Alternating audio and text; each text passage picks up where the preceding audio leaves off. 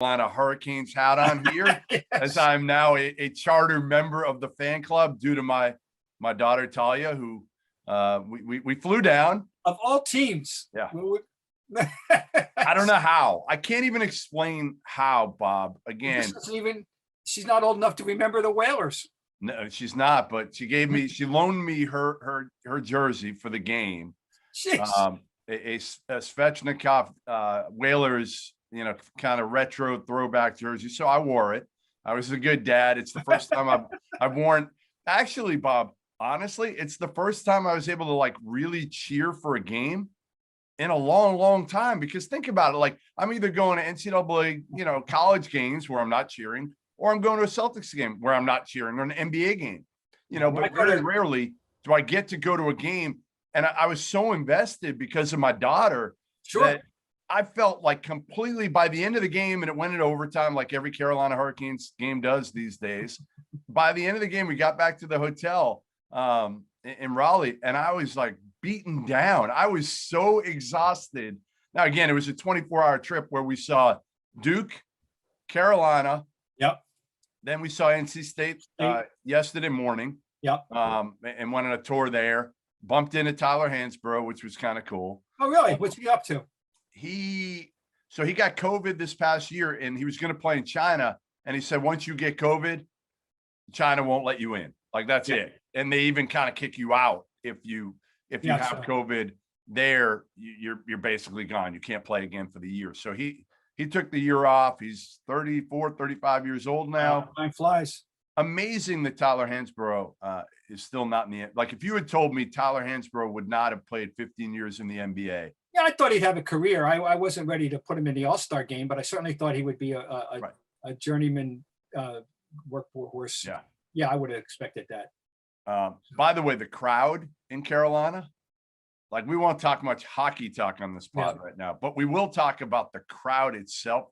They probably had 14,000 in there out of maybe 17 or 18, whatever it holds at the PNC Arena.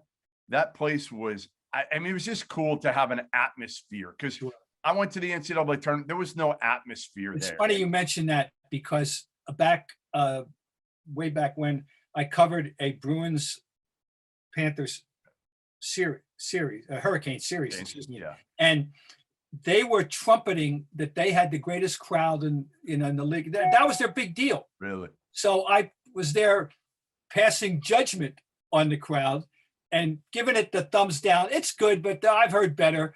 And oh boy, that was very good the other night. That didn't go over well. No, they were real. This is funny. They're still noted for that. Good for them. It's great. But I do remember saying that was a big deal to them back 12, 13 years ago, whenever the hell it was. I don't know. Could be longer than that.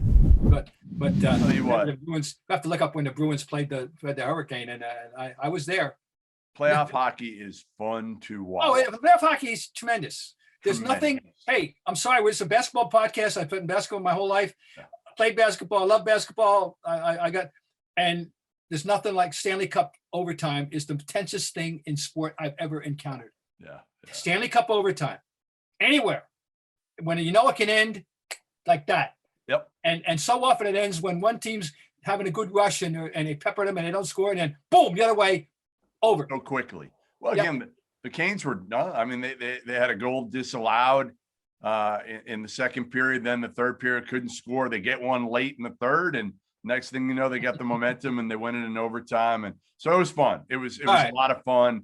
That's great. Anything you can do, this with your daughter. Oh, especially for me. I got one kid, and she's gone to college in about a year from now. So it was like, if I got to pull her out of school, and we made it at least justified to pull her out of school where we could see some, Duke, Carolina, NC State. No. It was worth it. Good. Yeah. Okay. Well, good Tremendous. for you. That's great, Dad. Very good. Well, we got some. Right. The basketball world's been rolling along with, I think, tremendous opening of the playoffs. I really do. I think it's been fun.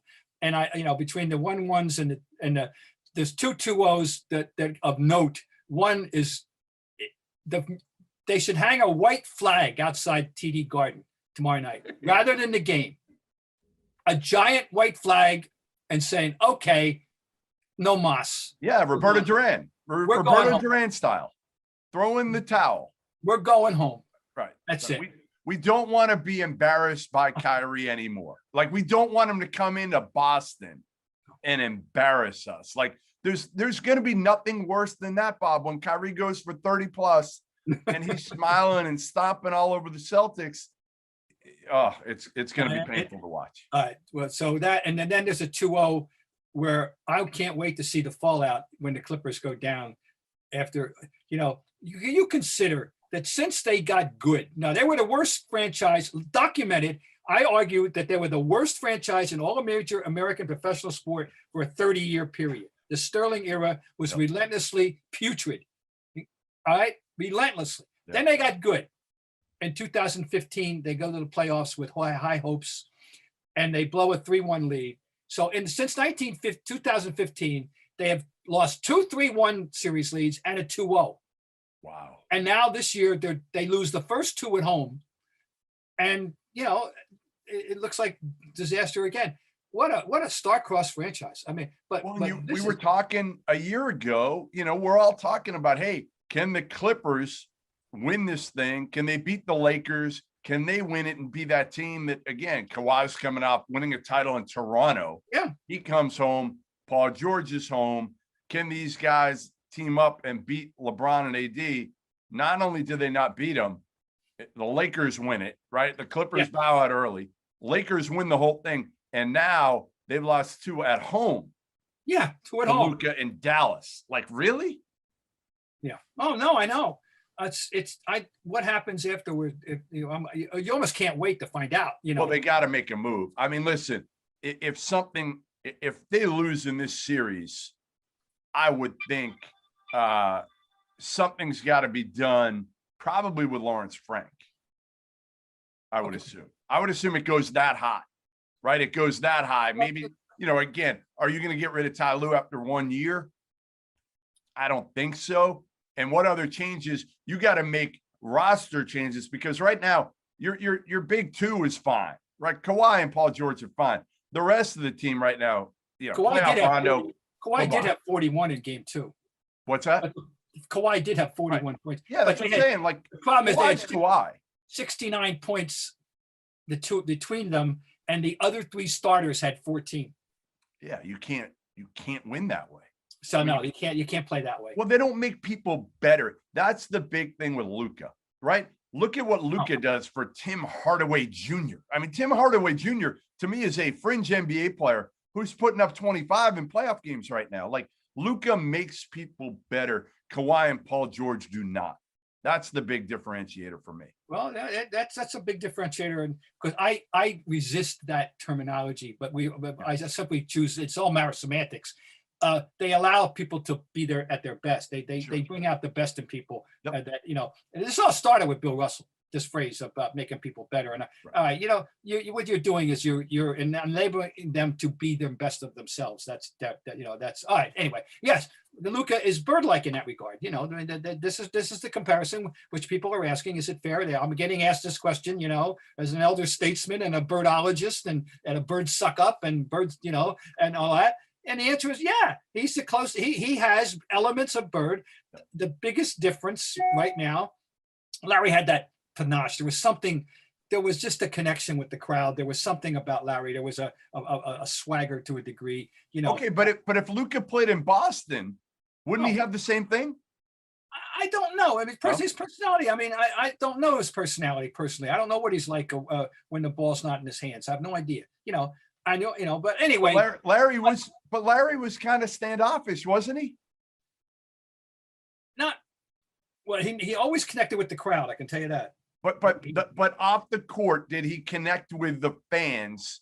Like, he connected on the court. Yeah. Larry really didn't connect that much off the court. He wasn't a hermit, but he didn't go out of his way to interact necessarily. No, he didn't. I agree to that. I think Luka's got the personality. I actually think Luka's got a bigger personality than Larry. Yeah. But Larry, like you said, Larry in Boston on the court at that time, just absolutely connected. Larry, and it evolved, to where Larry actually got to a point where the game got boring and he had to spice it up for his own amusement. And I'm not making this up. But when he went to that left-hand game Yeah. Not that, and in a 7th game against Detroit, took a 15-foot left-hand banker just because he could. When Luka gets to that stage, let me know. Now, I'm just saying. He won't. No, but the elements, the technical elements of the game are bird-like. There is no question. If Dallas beats the Clippers and beats them handily, let's say they beat them 3-1 here. Yeah. Like, are we starting to put Luka now in the discussion of, hey, maybe he is a top 3 player in the league this early, this young? No, that discussion started last year. Yeah. Oh no, he's going to be in any discussion of that nature if this continues on this course. Yeah, he would definitely be. Because the winning to me, listen, you can put up all the numbers you want, but until you win at a high level, you're kind of just another all-star. But when you start taking a team that has no right getting deep into the playoffs, and if you can do that and beat the Clippers, and obviously then, I mean, on it, they get Utah probably, maybe Utah or Memphis. I mean, Ja's got to go for 50, 43 or 47 wasn't enough. He needs to go for 50, evidently, for Memphis to beat Utah with Donovan Mitchell. But that would be the next step for Luka. And why can't he get past? Listen, who's your money on, Utah or Luka? It might be on Dallas. Yeah, well, because we've been posing the question, not out of disrespect, but out of logic and experience. How good is Utah really? Based on the regular season was wonderful. Last night, they were the team that we've seen. They were 19 for 39 on threes. And that's who they have been all year. And weren't necessarily in game 1, but they were in game 2. And if they're gonna get back to their normal selves, how about as an aside? This is how about finishing 1-2 in 6-man award? Very cool. That blows my mind. That hasn't gotten enough. That's incredible. They were 1-2 in 6-man. Yeah, I love how Joe Ingles gave Jordan Clarkson the award, and you could just tell, like most guys, and Joe Ingles a little bit older, mature, whatnot. And he's an Aussie. He's a good bloke. Yes, he is. He is, and you can see it on his face when he's he an gave the Aussie award to Clarkson. And Jordan Clarkson's been tremendous this year. I mean, really good. Good on you, mate. That's what he said, I'm sure. Yeah. All right. So we got, Dallas looking to stick a fork in the Clippers here soon. Yeah. The Utah-Memphis one's been very, very entertaining. It's going to continue to be. And if Memphis doesn't, they might go. I think Utah will assert itself finally. There's a reason why they were 1 and Memphis was 8, and Memphis came in hot. We know that they had won 8 out of 9 coming in, and they got or encompassing game 1, and they're going to put up a good fight. But I don't think they'll go longer than 6. I would. Thanks. How upset are you that Chris Paul is hurt yet again? Oh, it takes the fun out if he's not. I mean, it's predictable almost. And sadly, it's totally predictable. And it's so sad because it takes the fun out of it for us. First of all, it diminishes Phoenix's chances. But for the neutrals, that's just as a fan, I was looking forward to a good long knockdown drag out. And I now for up to about 8 minutes to go, they looked like they were going to survive it because Cameron Payne was having the game of his life. That was a seminal moment in the NBA, was it not? At that moment? Yeah, I mean, he's come from, this guy that was picked higher than anybody thought he'd be in the draft, didn't live up to expectations, looked like he was going to be out of the league, and now has come back and delivered. He was tremendous, and yet he had that big bucket at the end of the third quarter, right? And he was gone. But then finally the Lakers, there's a lot we can take away from that. Of course, we know Anthony Davis, the whole narrative, he completely lived up to it. He made a profit out of. I'd love to run the clip from LeBron right now. Remember what LeBron said? That the history has of when he's down, I'm paraphrasing, but when Anthony Davis has a stinker, he always comes back strong. Well, there's Exhibit A. Okay, so he made a profit out of LeBron, and Dennis Schroeder had a terrific game to keep him alive.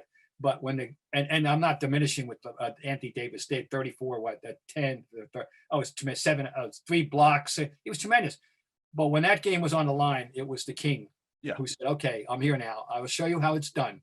And if you just looked at the box score and didn't see the game, you wouldn't understand the impact that he had on the game. Right. Or the 23, 24 timeliness of his contribution, or the difficulty of those shots. He made one shot that I say had a degree of difficulty of Simone Biles. doing the Lukashenko or whatever the hell that thing is, Yurkachenko. But he made the big baskets, and what a beautiful assist, if you remember, from the corner on that bounce pass in to Drummond. And he was LeBron, it was a LeBron show in the end. So that was nice. Yeah, I wanted a good series, and but Paul sitting there watching with that look on his face was not good. It was sad. No, not good at all. And again, now it's a shoulder. It's been a hamstring a couple times. It's something almost every year. The Radner said it's always something. It's always something. It is always something with Chris Paul. But I think with a healthy Chris Paul, this thing could go 7. No, I was looking forward. I really thought it would, or a really great 6, epic 6, or go 7. And I'm disappointed in that. So I hope they can I hope they can get the magic wand waved over his shoulder, whatever. Yeah. The other big surprise, I think, in the first round so far would be Milwaukee up 2-0 on Miami. It was a close game in the opener. Yeah. And man, did they right from the get-go blew them out in game 2. Are you bought into now Milwaukee being a title contender because their bench is so much stronger than it was the last couple of years? And they have a guy named Drew Holiday instead of Eric Bledsoe. Keeping, in your mind that you don't want to overreact ever to anyone, but I think I have been thinking in the terms of, all right, if they're going to, this is what they can be. And are they going to be the best of themselves, which they haven't been in the playoffs the last 2 years. So Holiday makes a difference. There's no question Holiday makes a difference. And I think they're a bigger threat to the Nets than Philly by degrees. Yeah. And I'm not putting Philly down. I'm elevating them both to a good status, but I do think that the Milwaukee I've seen, I would give a better chance than Philly. Yeah, I love what our former guest Jan Horst has done with that second unit. Mm-hmm. They come in now and they've got some weapons. Yeah. And they never really have that. And again, obviously, Holiday from Bledsoe is an upgrade on both ends of the court, really. Because I think you have to accept that Middleton is a star. And he's got to be a star. He's got to be. That was big time play in the game 1. Yep. And and he's there. Of course, Hubie was rhapsodizing about him having the whole game. The long range game, the mid range game. Yep. The get to the hoop game.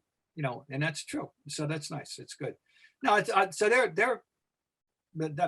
I don't want to bury Miami, but Jimmy Butler had better, as Cher. I'm quoting all these celebrities. As Cher said, "Snap out of it."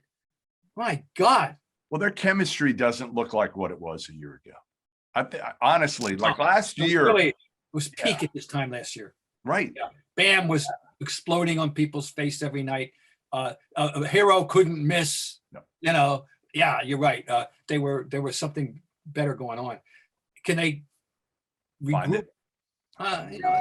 I'm going to be curious, to see. But I think they can maybe get one of two at home and turn into a little bit of a series. But listen, the best series might be the New York Knickerbockers and the Atlanta Hawks. Like in terms of everything, right? Like the drama, the fans. Obviously, at the Garden, the Knicks coming out strong and winning a game for the first time in the Garden in what, almost 10 years? Yeah, I think it's 13. Yeah. Yeah. Julius Randle didn't even play well. He didn't make a field goal in the first half. Julius Randle is not shooting well. Right. We know this. I got the numbers here. They are. He's 11 for 39. I think that would classify as not shooting well. Yeah. However, he is still helping the team. Yeah. He's had 12 rebounds in each of those 2 games still. He's defending because he's become a defender.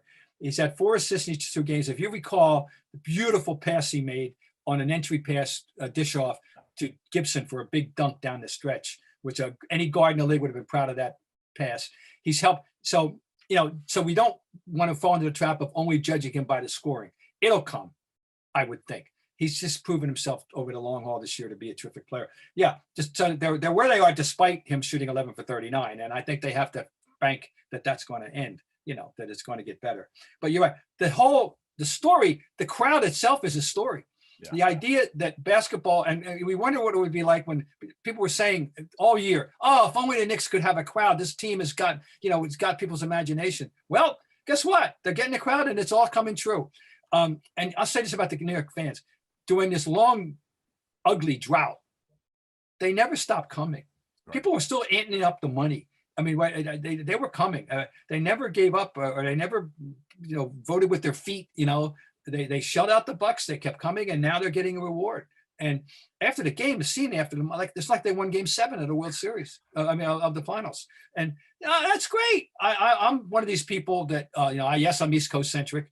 That I believe it's good for everybody if New York's good, because New York good gives you a polarizer. Everybody gets involved. People love them or hate them. If they want to hate them, that's fine. They'll show up and hate them. But I think it's good for to have the Knicks as a viable team in the NBA. How about Derrick Rose? Oh, kind of resurgence of Derrick Rose has been so cool to watch. And, it is. A kid that everything came to him so quickly. MVP, he was going to be. I mean, listen, people would have thought Derrick Rose would have won multiple MVPs. He was potentially been the best player in the NBA. I've spoken about this often, and I don't mind speaking about it. I love it. When I first saw him in Memphis in person, I said, oh my God. He did two things that at a level I had never seen. There's some strange burst he had at the end of his drive where he had they talk about late life on the fastball in baseball. He had late explosion somehow and you had to see it in person to believe it. The other thing was an ability to move laterally in the air, right, from left to right and start off the left side of the basket in the air, wind up scoring in a way that I had never seen anybody do to that level. And I said, in order to appreciate Derrick Rose, you really have to see him in person. Yeah. You can't get the feel, the whoosh, you got to see it in person. He was special. I wouldn't have said that about more than 2 or 3 people ever that I ever saw.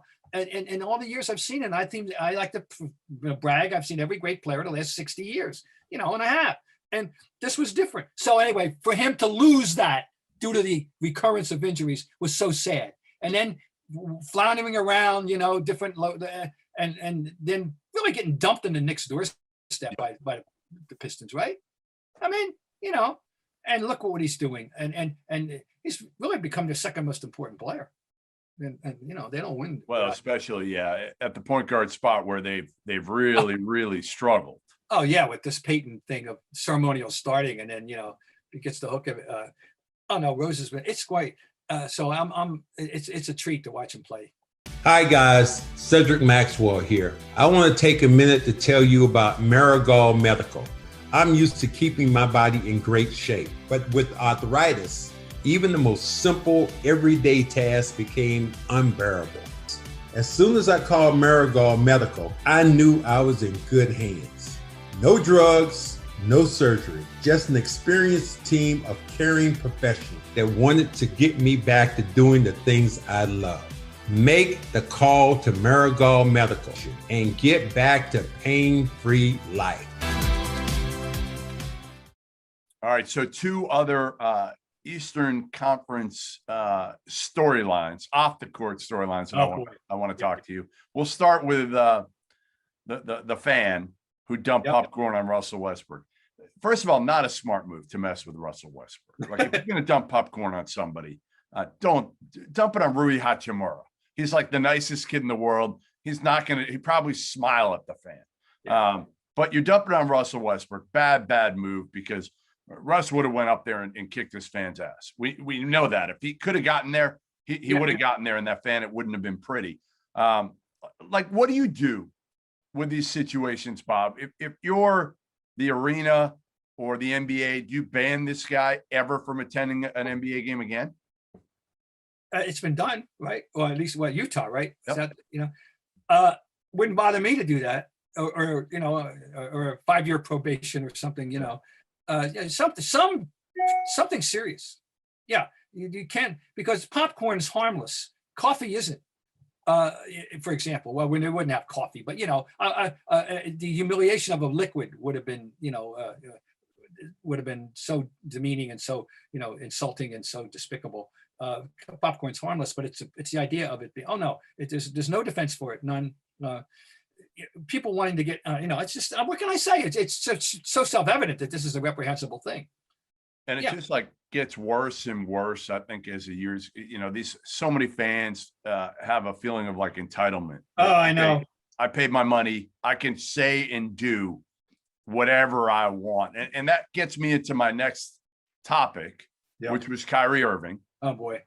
And he was asked about coming back. He's returned to Boston for the first time with fans since he left and went to Brooklyn. And his quote was, I'll read it. Yeah. It's not my first time being an opponent in Boston. I'm just looking forward to competing with my teammates, and hopefully we can keep it strictly basketball. There's no belligerence or racism going on, subtle racism, or people yelling shit from the crowd. I'm not the only one who can attest to this, but it is when he was asked about encountering racism prior in Boston. It is what it is. The whole world knows it. Well, it's opening a wound in a city that has had to deal with a certain reality, number one, and then an attempt, I believe, as a transplant resident of almost 60 years, to dig out from this, to rectify itself, to be better. But it's not perfect, of course not. And I'll say, number one, I don't think this is restricted to Boston. Number two, but he opened a wound, and he did it. It's a taunt to the crowd. He knows it's going to be hostile due to the nature of his departure, right, which was not good, and so he fans the flame. This is a big story in Boston, and I think it's well presented by my former colleague.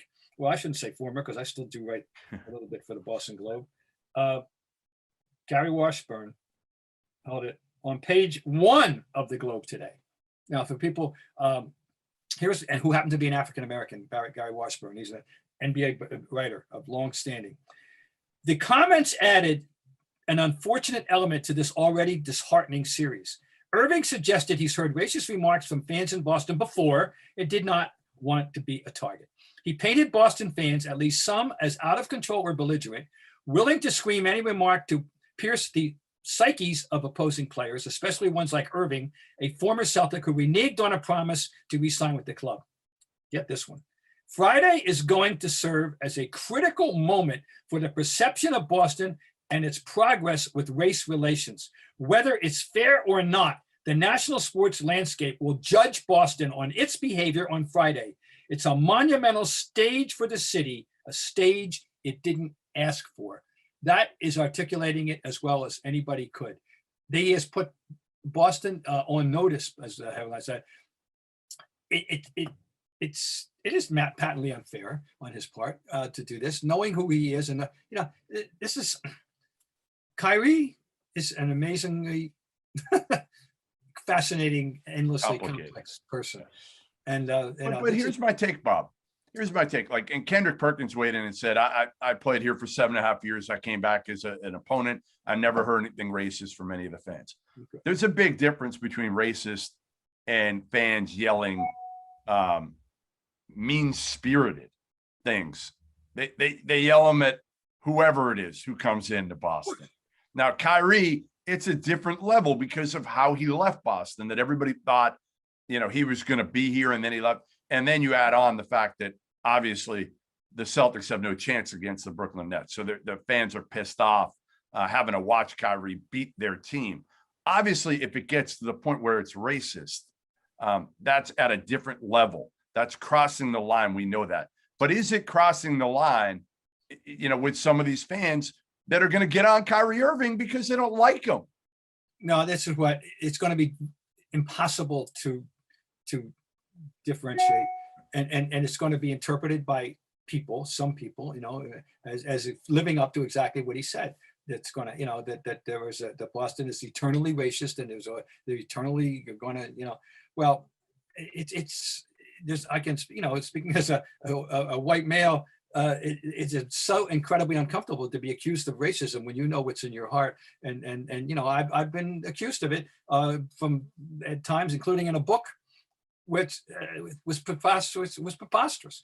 By two guys I knew, one of them I considered to be a friend of, and it's ridiculous. But boy, what a frustrating thing it is. But now he's put the whole city on that defensive. Yeah, you just want, again, and Brad Stevens was asked about it, and he said, listen, basically, obviously, this is something that the arena, everybody's got to be aware of. And if something happens, we'll take care of it, or hopefully we'll take care of it. But Kyrie never expressed anything to me while he was in Boston. And that's the thing. It's, he hasn't played here in front of fans yet since he left. So you're getting it on social media. And that's probably where Kyrie is kind of talking about this right now. And listen, I get it. Everybody gets it on social media. Social media is a disaster in some ways because people don't have to do it in person. You don't know who they are, a lot of these people. Right. Oh, yeah. But again, I feel like, yes, Kyrie, you're going to get some hurtful comments thrown your way because fans don't like you in Boston. But is that any different than anywhere you go, right, around the country right now? No, it's at a heightened level in Boston. And Kyrie, there is nobody like Kyrie. Right. Not only now, ever. There's no comparison of the total package, everything, the skill level, which is enormous, but the strange psyche, the willingness to engage in nonsense such as the earth isn't round, and then laugh it off later on. He just wanted to make people think, oh, really? Okay. There's somebody, as I say, he's a psychiatrist's dream. I mean, he is. Or a nightmare, because I don't know if you can figure it out. Yeah, well, I mean, but he would put, Benjamins in there'd be a lot of visits, so that's what, he's a psychiatrist's dream in that regard too. There's never been anything like him. So for him to be the guy to say this, of all people, it's that's the whole issue here. It's him. There's never been anybody like him. And this is going to be. What do you think it's going to be like Friday night? Are Boston fans going to be more reserved because of this, or does it get to a different level? I'm not confident that's going to happen. I think that the assholes are going to prevail. I mean, not prevail. They're going to manifest themselves and have him saying, "See, I told you."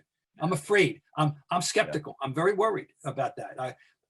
Tony Maserati tweeted, for people who don't know, he's a radio host in Boston who was a former writer, said the best thing would be total silence. Right. Ignore him completely. Well, it would. Well, can't do that. Don't hold your breath on that one, folks. It ain't going to happen. Not going to happen. It would be great to just ignore him. Do the version of the holding up the newspaper. When they announce the starting lineup, right? That one. But who did that first, by the way? I wonder. And that's a lot of questions of that nature I have about sports. Yeah, who's the first ones to do that? Who's the first ones? Who was the first pitcher to point to the sky when there was a pop-up? If you didn't know that there was a pop-up, now they all do it, right? Right. Who's the first person to slap palms after a missed free throw? That one drives me crazy. Yeah, I don't get that. Where did that start? Who's doing? Somewhere, someone started it. Anyway, I think it's a new book for you, Bob. It's a new book. This is a whole great area of inquiry that I have. Interesting questions that you don't think about a whole heck of a lot. That's for sure. I was thinking of going to the game Friday night, but honestly, to watch, if it were a competitive game, if I thought the Celtics would have had a chance, I would go. And are they going to have full crowd? I mean, I'm not positive. I'm not even positive about that. I don't know if they're having it or not. I thought they did increase, but I don't know if it's going to be, like the Canes game, it was full at the bottom, and up top, they only sold probably 50% of maybe the seats up top. So I wonder if they'll do something similar in Boston. But it's going to be a lot of eyes are going to be on what does happen for the wrong reasons. Yep. And, that's the worst part for the Celtics is nobody cares about the series anymore. Now all they care about is to see what Kyrie's going to do or what the fans are going to do to Kyrie. All about this. It's so sad. It's now part of it, okay, Boston, Boston has to answer to stuff. I cannot deny that. But I do think, I do honestly believe, as somebody who's lived there, I've seen it improve, but you're never going to erase. Hey, just look at national politics. City. Look at national politics and then tell me that we have reason to think that everything's hunky-dory. It's not. So, I'm going to ask you this every week. Who is your favorite to win the NBA title today? It is the Brooklyn Nets. Wow. I just flipped. They may be an unstoppable force. They may be. Now I know they're going to have to play deep. We say this. My favorite saying: everything's true till it's not true. Okay, so that's why I don't care if you got a 3% chance. That means there's a chance. All right. Now about something. Okay. No team in my memory or in my awareness has ever just bombarded their way to the NBA title. Right. They've always had to D up at some point. And many of the champions were built around it. The original Celtics with Russell, the Knicks of the 70s, even the Bulls. I mean, the Bulls, without the defense of Pippen, Rodman, and Michael, they were a tremendous defensive team. Okay. And the Warriors could D up. Even the Nets could they be the one to break the mold and keep winning 140 to 127, 131, 119 every night on their way to the title? Until it doesn't happen, I'm saying it could happen. What's a team, Bob? What's the most high-powered trio? Like at the end of the day, all right, Kevin Durant's going to go down as a top 10 player, in my opinion. I think ever to play the game. Okay. Kyrie and Harden will go down as top, I don't know. Will they go down as top 50 players? It depends on the length of the career, particularly, and whether Kyrie gets through a career without getting hurt or missing, half the games due to personal reasons. I mean, they can both go down as Harden is going to be a fascinating historical artifact. I mean, they're all, listen, the three of them are clearly top, I think, 10 talent. Kyrie, it's so hard to say because of Kyrie when you put everything in there. But they're all, if you drafted up, I think if you drafted right now, Kyrie would go somewhere around the top 10. He'd go around the top 10. His talent is unquestioned. So, like those three, I guess what I'm trying to get at is, give me the most talented trio you've ever seen on one team. Is it possible it was Bird, Parrish, and McHale? Certainly, you have to throw them into discussion. I mean, where's Robert Parrish sit among? In my opinion, I think he's a top 10 center. He's certainly no worse than a top 12 center. Bob Parrish is damn good. He was. Well, he could run the court. Good. Yeah. I mean, you look at the remarkable consistency of his shooting. Yeah. Remarkable. Take a look, somebody. Go to basketballreference.com and you will be reminded about what an amazingly consistent shooter he was. And the only reason his points ever went down was shots attempted, which that was only that. He was relentlessly between, 51 and 57% for like 12 years in a row. Anyway, he's a great player and block shots, run the floor. Okay. I mean, you go step, you can go. Who's the third guy we can go in with set this, the Splash Brothers and what? Who was third? Draymond? It was KD when he was there. KD that year. Play. Yeah, that group. Yeah. Certainly that group is clearly a nominee. They won. Clearly a nominee. Right. And it may be the winner. And still, right. I think that's. Other than that, the Lakers, Kareem, Michael, and Kareem, Magic, and Worthy. Be damn good. Yeah. Kareem was over the, past the mountaintop. He's still very good. Yeah. But that wasn't vintage Kareem either.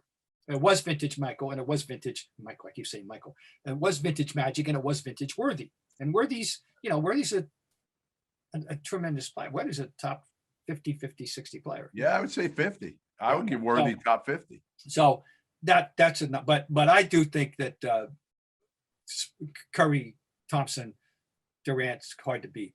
I mean, a lot of people might say, think about this. I wouldn't do it, but KG, Pierce, and Ray Allen.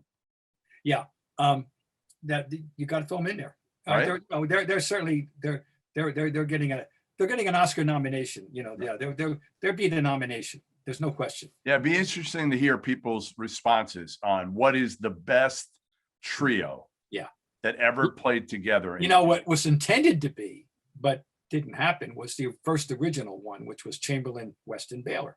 Wow. And Wilt, the first year, was hurt a lot. He was around for the playoffs when they lost that famous balloon game, Game 7. But he missed games during the season. The second year, Elgin was too old now. They caught Elgin at the end with too old and too many injuries. And they lost to the Knicks in Game 7 in 70. But West was at his peak still, but the other two weren't. So they didn't hit it. That's where you look at KD, Harden, they didn't hit it at the right juncture. Kyrie. They're all kind of in their prime. I mean, he certainly looks like he's in his prime when he's healthy. Yeah, right. When that's the other thing. You're right about Durant. I mean, about Garnett, Pearson, Allen. They all had plenty left in the tank that first 2 years. I mean, in 2009, KG got hurt. Right. And they lost. Yep. They lost. In 2010, Perkins got hurt in Game 6. And, and Rasheed Wallace, they didn't show up for him in Game 7. And, but they came very close to winning 3 in a row, believe me. Yeah, they did. All right. Well, listen, we will have plenty more to talk about here next week. Yeah. I think we'll do you agree with me that the playoffs are off to a great start? Oh, There's a lot of enticing things going on. I didn't even get to one of my little favorite topics. We're going to see how it goes. The boxcar numbers that some people are putting up, crazy. Not just the Jokic's, the Morants. Oh, he had 47. Oh, what the hell? How about this one? This must be frustrating for the BA. Seriously. If you're Damian Lillard and you're playing out there in the left coast, way up in the tippy top of the left coast, your games start at midnight in the East. His 2 games, while nobody's looking, at 34 and 42. Nobody's talking about it. Nobody's talking about him. I know. That's been the story of his career for the most part. Whether it was college at Weber State, most of his time in Portland, obviously last year in the bubble, people started talking about him, and he made the All-Star team this year. But he's been overshadowed and continues to be overshadowed, especially in the Western Conference. So, all right, well, listen, make sure you subscribe, you leave us any reviews, and come back every single week on the